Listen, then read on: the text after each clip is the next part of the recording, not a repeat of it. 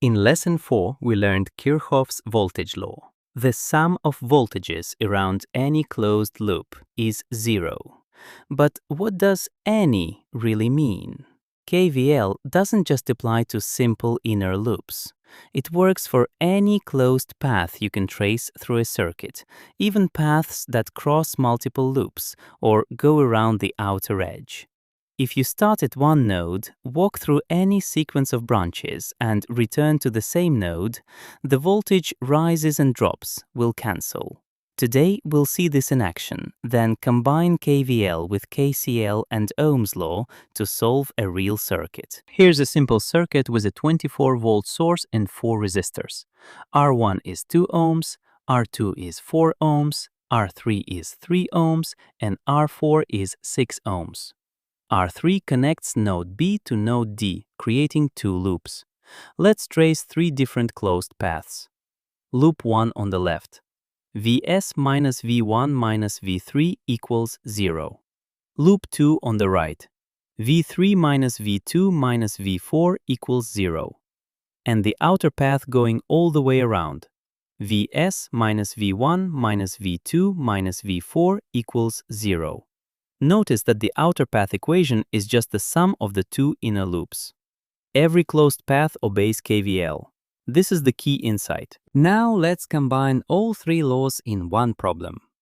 This circuit has a 120-volt source on the left, a 10-ohm resistor at the top, a 50-ohm resistor in the middle, and a 6-ampere current source on the right. We define I0 as the current through the 10-ohm resistor, and Ix as the current through the 50-ohm resistor. Our goal: find I0 and Ix, the voltage across the current source and the power it delivers. Step 1. Apply KCL at the top node. The current I0 plus the 6-amp source current equals Ix. So Ix equals I0 plus 6. Step 2. Apply KVL around the outer loop. 120 minus 10 times I0 minus 50 times Ix equals 0. Step 3. Substitute the KCL result into the KVL equation. Replace Ix with I0 plus 6. Expanding.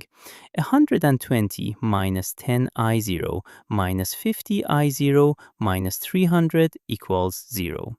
That gives us minus 60 I0 equals 180. So I0 equals minus 3 amperes. The negative sign means the actual current flows opposite to our assumed direction. That's perfectly normal. Back substituting. Ix equals minus 3 plus 6, which is 3 amperes. The voltage across the current source is 50 times 3, which is 150 volts. And the power delivered by the current source is 150 times 6, equaling 900 watts. Let's verify our answer using conservation of energy. The 120-volt source, P equals 120 times minus 3, which is minus 360 watts. It delivers 360 watts. The 6-amp current source, P equals 150 times 6, which is 900 watts. It delivers 900 watts. The 10-ohm resistor, P equals I squared R, which is 9 times 10, equals 90 watts absorbed. The 50-ohm resistor, P equals 9 times 50, equals 450 watts absorbed. Now let's check. Minus 360 plus 900 minus 90 minus 450 equals exactly 0. Energy is conserved. This power balance is a powerful way to verify your solution. Let's recap. KVL applies to any closed path you can trace through a circuit, not just simple inner loops. When you have multiple unknowns, combine KCL, KVL, and Ohm's law together. Write one equation per unknown, then solve the system. A negative current simply means the actual direction is opposite to what you assumed. It's not an error. And always verify with a power balance. The total power delivered must equal the total power absorbed.